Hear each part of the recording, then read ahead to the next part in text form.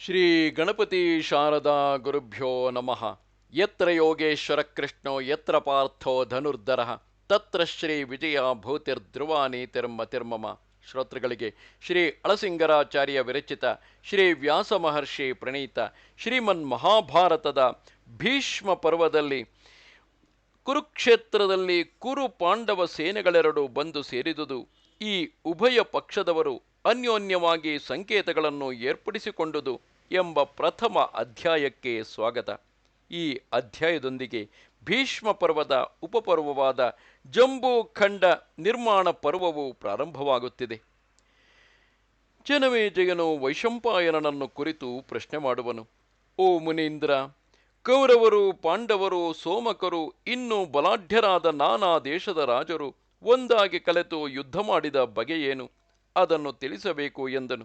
ಅದಕ್ಕೆ ಆ ವೈಶಂಪಾಯನನು, ರಾಜೇಂದ್ರ, ತಪೋಭೂಮಿ ಎನಿಸಿದ ಕುರುಕ್ಷೇತ್ರದಲ್ಲಿ ಕುರು ಪಾಂಡವ ಸೋಮಕರೆಲ್ಲರೂ ಯುದ್ಧ ಮಾಡಿದ ರೀತಿಯೆಲ್ಲವನ್ನು ನಿನಗೆ ತಿಳಿಸುವೆನು ಕೇಳು. ಮಹಾಬಲಾಢ್ಯರಾದ ಪಾಂಡವರು ಸೋಮಕರೊಡನೆ ಸೇರಿ ಕೌರವರನ್ನು ಜಯಿಸಬೇಕೆಂಬ ದೃಢೋದ್ದೇಶದಿಂದ ಕುರುಕ್ಷೇತ್ರಕ್ಕೆ ಬಂದಿಳಿದು ಕೌರವರಿಗೆ ಎದುರಾಗಿ ನಿಂತರು. ಅವರಲ್ಲಿಯೋ ಒಬ್ಬೊಬ್ಬರು ವೇದಾಧ್ಯಯನ ಸಂಪನ್ನರು, ಒಬ್ಬೊಬ್ಬರು ಯುದ್ಧದಲ್ಲಿ ಮಹೋತ್ಸಾಹವುಳ್ಳವರು. ಎಲ್ಲರೂ ಯುದ್ಧದಲ್ಲಿ ತಮಗೆ ಜಯವಾಗುವುದೆಂಬ ನಂಬಿಕೆಯಿಂದ ಸೈನ್ಯಗಳೊಡನೆ ಹೊರಟು ಬಂದು ಎದುರಿಸಲು ಅಸಾಧ್ಯವಾದ ಕೌರವ ಸೈನ್ಯಕ್ಕೆ ಎದುರಾಗಿ ಕುರುಕ್ಷೇತ್ರದ ಪಶ್ಚಿಮದ ಕಡೆಯಲ್ಲಿ ಪೂರ್ವಾಭಿಮುಖವಾಗಿ ತಮ್ಮ ಸೇನಾ ನಿವೇಶವನ್ನು ಕಲ್ಪಿಸಿ ಅಲ್ಲಿ ಬಂದಿಳಿದರು. ಕುಂತಿ ಪುತ್ರನಾದ ಯುಧಿಷ್ಠಿರನು ಸ್ಯಮಂತ ಪಂಚಕದ ಹೊರಗೆ ಸಾವಿರಾರು ಶಿಬಿರಗಳನ್ನು ವಿದ್ಯುಕ್ತವಾಗಿ ಕಲ್ಪಿಸಿದನು. ಆ ಯುದ್ಧಕ್ಕಾಗಿ ಪ್ರಪಂಚವೆಲ್ಲವೂ ಮತ್ತಕ್ಕೆ ಆ ಕುರುಕ್ಷೇತ್ರಕ್ಕೆ ಬಂದಿಳಿದಂತೆ ತೋರಿತು. ಬೇರೆ ಯಾವ ಕಡೆಯಲ್ಲಿಯೂ ಆನೆಗಳಾಗಲಿ, ಕುದುರೆಗಳಾಗಲಿ, ರಥಗಳಾಗಲಿ, ವೀರ ಪುರುಷರಾಗಲಿ ಇಲ್ಲದೆ ಅವೆಲ್ಲ ಶುದ್ಧ ಶೂನ್ಯವಾಗಿ ಮಕ್ಕಳು ಮುದುಕರು ಮಾತ್ರ ಅಲ್ಲಲ್ಲಿ ಉಳಿದುಕೊಂಡಿರುವಂತಿದ್ದಿತು. ಸೂರ್ಯನು ಜಂಬೂದ್ವೀಪದ ವಲಯವನ್ನು ಎಲ್ಲಿಯವರೆಗೆ ತನ್ನ ಕಿರಣಗಳಿಂದ ತಪಿಸುವನೋ ಅಲ್ಲಿಯವರೆಗಿನ ಸೈನ್ಯಗಳೆಲ್ಲ ಬಂದು ನೆರೆದವು. ಸಮಸ್ತ ವರ್ಣದವರು ಒಂದೇ ಕಡೆಯಲ್ಲಿ ಸೇರಿ ಬಹು ಯೋಜನಗಳ ದೂರದವರೆಗೆ ಆ ಕುರುಕ್ಷೇತ್ರದ ಸುತ್ತಲೂ ಎದ್ದ ದೇಶಗಳನ್ನು, ನದಿಗಳನ್ನು, ಬೆಟ್ಟಗಳನ್ನು, ಅರಣ್ಯಗಳನ್ನು ತುಂಬಿದ್ದರು. ಅವರೆಲ್ಲರಿಗೂ ಅವರವರ ವಾಹನಗಳೊಡನೆ ಧರ್ಮರಾಜನು ಉತ್ತಮವಾದ ಭಕ್ಷ್ಯ ಭೋಜ್ಯಗಳನ್ನೆಲ್ಲ ಒದಗಿಸುವಂತೆ ಆಜ್ಞಾಪಿಸಿದನು. ಅವರೆಲ್ಲರಿಗೂ ಬೇರೆ ಬೇರೆಯಾಗಿ ಸಂಜ್ಞೆಗಳನ್ನು ಏರ್ಪಡಿಸಿದನು. ಪಾಂಡವರ ಕಡೆಯಲ್ಲಿ ಒಬ್ಬರನ್ನೊಬ್ಬರು ಇದೇ ಸಂಕೇತದಿಂದ ಕರೆಯಬೇಕು, ಇದೇ ಗುರುತುಗಳಿಂದ ಕಂಡುಹಿಡಿಯಬೇಕು ಎಂಬ ನಿಯಮವನ್ನು ಕಲ್ಪಿಸಿ ಅವರಿಗೆ ಪ್ರತ್ಯೇಕವಾದ ಉಡುಗೆ ತೊಡುಗೆಗಳನ್ನು, ಗುರುತುಗಳನ್ನು, ಹೆಸರುಗಳನ್ನು ನಿರ್ಣಯಿಸಿದನು. ಕೌರವನು ಕೂಡ ಯುದ್ಧ ಕಾಲವು ಬಂದೊಡನೆ ತನ್ನ ಸೈನ್ಯಗಳನ್ನೆಲ್ಲ ಸೇರಿಸಿಕೊಂಡು ಅವರವರಿಗೆ ಪ್ರತ್ಯೇಕ ಸಂಜ್ಞೆಗಳನ್ನು ಕಲ್ಪಿಸಿದನು. ಆಗ ದುರ್ಯೋಧನನು ಕಪಿಚಿಹ್ನವುಳ್ಳ ಅರ್ಜುನನ ಧ್ವಜಾಗ್ರವನ್ನು ನೋಡಿ ತನ್ನ ಕಡೆಯಲ್ಲಿ ಆ ಪಾಂಡವ ಸೈನ್ಯಕ್ಕೆ ಎದುರಾಗಿ ಅನೇಕ ರಾಜರೊಡನೆ ಪ್ರತಿವ್ಯೂಹವನ್ನು ಕಲ್ಪಿಸಿದನು. ಅವನ ತಲೆಯ ಮೇಲೆ ಉತ್ತಮವಾದ ಶ್ವೇತ ಛತ್ರವು ಶೋಭಿಸುತ್ತಿರುವುದು. 100 ಮಂದಿ ಸಹೋದರರು ಸುತ್ತಿ ನಿಂತಿರುವರು. 1000 ಸಂಖ್ಯೆಯುಳ್ಳ ಗಜಸೈನ್ಯದ ನಡುವೆ ಯುದ್ಧಕ್ಕೆ ಸಿದ್ಧನಾಗಿದ್ದನು. ಹೀಗೆ ಬಂದು ನಿಂತ ದುರ್ಯೋಧನನನ್ನು ನೋಡಿದೊಡನೆ ಯುದ್ಧೋತ್ಸಾಹವುಳ್ಳ ಪಾಂಚಾಲರು ಸಂತೋಷದಿಂದ ಶಂಖಗಳನ್ನು ಊದಿದರು. ಸಾವಿರಾರು ಕಡೆಗಳಿಂದ ರಣಭೇರಿಗಳನ್ನು ಮೊಳಗಿಸಿದರು. ಆಗ ಪಾಂಡವರು ತಮ್ಮ ಕಡೆಯ ಸೈನ್ಯಗಳೆಲ್ಲ ಇಷ್ಟರ ಮಟ್ಟಿಗೆ ಯುದ್ಧೋತ್ಸಾಹದಿಂದ ಇರುವುದನ್ನು ನೋಡಿ ಮನಸ್ಸಿನಲ್ಲಿ ಸಂತೋಷಗೊಂಡರು. ಶ್ರೀಕೃಷ್ಣನಿಗೂ ಸಂತೋಷವು ಹೆಚ್ಚಿತು. ಆಗ ಕೃಷ್ಣಾರ್ಜುನರಿಬ್ಬರು ರಥದಲ್ಲಿ ಕುಳಿತು ಹಾಗೆಯೇ ತಮ್ಮ ಕಡೆಯ ಸೈನಿಕರಿಗೆ ಮತ್ತಷ್ಟು ಉತ್ಸಾಹವು ಹುಟ್ಟುವಂತೆ ತಮ್ಮ ದಿವ್ಯ ಶಂಖಗಳನ್ನು ಊದಿದರು.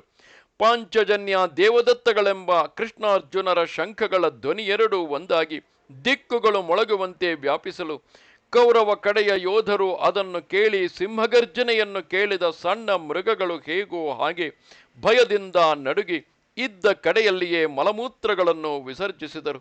ಈ ಧ್ವನಿಯನ್ನು ಕೇಳಿ ಕೌರವ ಸೈನ್ಯವೆಲ್ಲವೂ ತತ್ತಳಿಸಿತು. ಇಷ್ಟರಲ್ಲಿಯೇ ಯಾವುದೂ ಕಣ್ಣಿಗೆ ಕಾಣದಂತೆ ನೆಲದ ಧೂಳು ಮೇಲಕ್ಕೆದ್ದಿತು. ಆ ಧೂಳಿನಿಂದ ಮರೆಸಿ ಸೂರ್ಯನು ಅಸ್ತಮಿಸಿದಂತೆ ಕಾಣಿಸಿದನು. ಇದ್ದಕ್ಕಿದ್ದ ಹಾಗೆ ಸೈನ್ಯಗಳ ಮೇಲೆ ಆಕಾಶದಿಂದ ಮೇಘಗಳು ರಕ್ತ ಮಾಂಸಗಳನ್ನು ವರ್ಷಿಸಿದವು. ಈ ಮಹೋತ್ಪಾತವು ನೋಡುವವರಿಗೆ ಭಯಾಶ್ಚರ್ಯಗಳನ್ನು ಉಂಟು ಮಾಡಿತು. ಇಷ್ಟರಲ್ಲಿಯೇ ನೆಲದಿಂದ ಕಲ್ಲುಗಳನ್ನು ಎರಚುವ ಸುಂಟರ ಗಾಳಿಯೊಂದು ಮೇಲೆದ್ದು ಸೈನಿಕರನ್ನು 300,000 ಲೆಕ್ಕದಿಂದ ಅಪ್ಪಳಿಸಿ ಕೆಡಹುವಂತೆ ಭಯಂಕರವಾಗಿ ಬೀಸಿತು. ಓ ಜನಮೇಜಯ ರಾಜ, ಕಲಗಿದ ಮಹಾಸಮುದ್ರದಂತೆ ಎರಡು ಸೈನ್ಯಗಳು ಕುರುಕ್ಷೇತ್ರದಲ್ಲಿ ಅತ್ಯುತ್ಸಾಹದಿಂದ ಯುದ್ಧಕ್ಕೆ ಬಂದಾಗ ಆ ಸೇನೆಗಳ ಸೇರುವಿಕೆಯು ಪ್ರಳಯ ಕಾಲದಲ್ಲಿ ಎರಡು ಮಹಾಸಮುದ್ರಗಳು ಒಂದಾಗಿ ಕಲೆಯುವಂತೆ ಆಶ್ಚರ್ಯಕರವಾಯಿತು. ಕೌರವರು ಕೂಡ ಪ್ರಪಂಚದ ಬೇರೆ ಕಡೆಯಲ್ಲಿ ಆನೆ, ಕುದುರೆ, ರಥಗಳೇನೂ ಉಳಿಯಲಿಲ್ಲವೆಂಬಂತೆ ದೊಡ್ಡ ಸೈನ್ಯವನ್ನು ತಂದು ಸೇರಿಸಿಟ್ಟುಕೊಂಡಿದ್ದರು. ಆಮೇಲೆ ಕೌರವ, ಪಾಂಡವ, ಸೋಮಕರೆಲ್ಲರೂ ಕಲೆತು ತಮ್ಮೊಳಗೆ ಯುದ್ಧ ವಿಷಯವಾಗಿ ಸಂಕೇತಗಳನ್ನು ಮಾಡಿಕೊಂಡರು. ಧರ್ಮವನ್ನು ನೆಲೆಗೊಳಿಸುವುದಕ್ಕಾಗಿಯೂ ಲೋಕಕ್ಕೆ ಹಿತವನ್ನು ಉದ್ದೇಶಿಸಿಯೂ ಈ ಮುಂದೆ ಹೇಳುವಂತೆ ಧರ್ಮ ನಿರ್ಣಯಗಳನ್ನು ಮಾಡಿಕೊಂಡರು. ಈ ಯುದ್ಧವು ಮುಗಿದು ಹೋದ ಮೇಲೆ ಮೊದಲಿನಂತೆ ನಮ್ಮಲ್ಲಿ ಅನ್ಯೋನ್ಯ ಪ್ರೀತಿ ಇರಬೇಕು. ಯಾವನು ಯುದ್ಧ ಕಾಲದಲ್ಲಿ ತನಗೆ ಸಮಾನರಾದವರನ್ನು ಹೊರತು ಹೀನರಾದವರನ್ನು ಗೆದಿರಿಸುವುದು ಮುಂತಾದ ಅನ್ಯಾಯ ಪ್ರವರ್ತನೆಗಳಿಗೆ ಹೋಗಬಾರದು. ಮಾತಿನಿಂದ ಜಗಳಕ್ಕೆ ಬಂದವನನ್ನು ಮಾತಿನಿಂದಲೇ ಎದುರಿಸಬೇಕು. ಸೈನ್ಯ ಮಧ್ಯದಿಂದ ಹೊರಗಾಗಿದ್ದವನನ್ನು ಯಾವ ಸಂದರ್ಭದಲ್ಲಿಯೂ ಹೊಡೆಯಬಾರದು. ರಥಿಕನು ರಥಿಕನೊಡನೆಯೂ, ಗಜಯೋಧನು ಗಜಯೋಧನೊಡನೆಯೂ, ಕುದುರೆಯ ರಾವುತನು ರಾವುತನೊಡನೆಯೂ, ಕಾಲಾಳು ಕಾಲಾಳಿನೊಡನೆಯೂ ಯುದ್ಧ ಮಾಡಬೇಕೇ ಹೊರತು ಇತರರನ್ನು ಎದುರಿಸಬಾರದು. ಅವರು ಆಯಾ ಸಂಘಟನೆಗೂ ಇಷ್ಟಕ್ಕೂ ಉತ್ಸಾಹಕ್ಕೂ ಬಲಕ್ಕೂ ತಕ್ಕಂತೆ ತನಗೆ ಅನುರೂಪರಾದವರೊಡನೆಯೇ ಯುದ್ಧ ಮಾಡಬೇಕು. ಯುದ್ಧದಲ್ಲಿ ಒಬ್ಬನನ್ನು ಹೊಡೆಯುವುದಕ್ಕೆ ಮೊದಲು ಅವನನ್ನು ಕೂಗಿ ಕರೆದು ಎಚ್ಚರಿಕೆ ಕೊಟ್ಟು ಆಮೇಲೆಯೇ ಅವನನ್ನು ಹೊಡೆಯಬೇಕು. ನಂಬಿ ಬಂದವನ ಮೇಲೆಯೂ ಯುದ್ಧದಲ್ಲಿ ಗಮನವಿಲ್ಲದವನ ಮೇಲೆಯೂ ಬಾಣವನ್ನು ಬಿಡಬಾರದು. ಬೇರೊಬ್ಬರೊಡನೆ ಯುದ್ಧ ಮಾಡುತ್ತಿರುವವನನ್ನು, ಎಚ್ಚರಿಕೆ ತಪ್ಪಿದವನನ್ನು, ಯುದ್ಧದಲ್ಲಿ ವಿಮುಖನಾದವನನ್ನು, ಕೈಯಲ್ಲಿ ಆಯುಧವೂ ಶಸ್ತ್ರವೂ ಇಲ್ಲದವನನ್ನು ಎಂದಿಗೂ ಹೊಡೆಯಬಾರದು. ಸಾರಥಿಗಳು, ಕುದುರೆಗಳು, ಆಯುಧಗಳನ್ನು ತಂದು ಒದಗಿಸತಕ್ಕವರು, ಶಂಖ, ಬೇರಿ ಮೊದಲಾದ ವಾದ್ಯಗಳನ್ನು ನುಡಿಸತಕ್ಕವರು, ಇವರನ್ನು ಕೊಲ್ಲಬಾರದು. ಹೀಗೆಂದು ಆ ಕೌರವರು ಪಾಂಡವರು ಅನ್ಯೋನ್ಯವಾಗಿ ಸಂಕೇತವನ್ನು ಮಾಡಿಕೊಂಡರು. ಈ ರೀತಿಯಾಗಿ ಅನ್ಯೋನ್ಯವಾಗಿ ಸಂಕೇತವನ್ನು ಮಾಡಿಕೊಂಡು ಸಂತೋಷದಿಂದ ಒಬ್ಬರನ್ನೊಬ್ಬರು ನೋಡುತ್ತಾ ತಮ್ಮ ತಮ್ಮ ಶಿಬಿರಗಳಿಗೆ ಹಿಂತಿರುಗಿದರು. ಅವರೆಲ್ಲರೂ ತಮ್ಮ ಬಿಡಾರಗಳಲ್ಲಿ ತಮ್ಮ ಸೇನಾ ಸಮೂಹಗಳೊಡನೆ ಹರ್ಷೋತ್ಸಾಹಗಳಿಂದ ಮುಂದಿನ ಯುದ್ಧವನ್ನು ನಿರೀಕ್ಷಿಸುತ್ತಿದ್ದರು. ಇದು ಮೊದಲನೆಯ ಅಧ್ಯಾಯವು. ನಮಸ್ತೆ ಶಾರದೆ ದೇವಿ ಕಾಶ್ಮೀರ ಪುರವಾಸಿನಿ ತ್ವಾಮಹಂ ಪ್ರಾರ್ಥಯೇ ನಿತ್ಯಂ ವಿದ್ಯಾದಾನಂಚ ದೇಹಿಮೆ. ನಮಸ್ಕಾರ.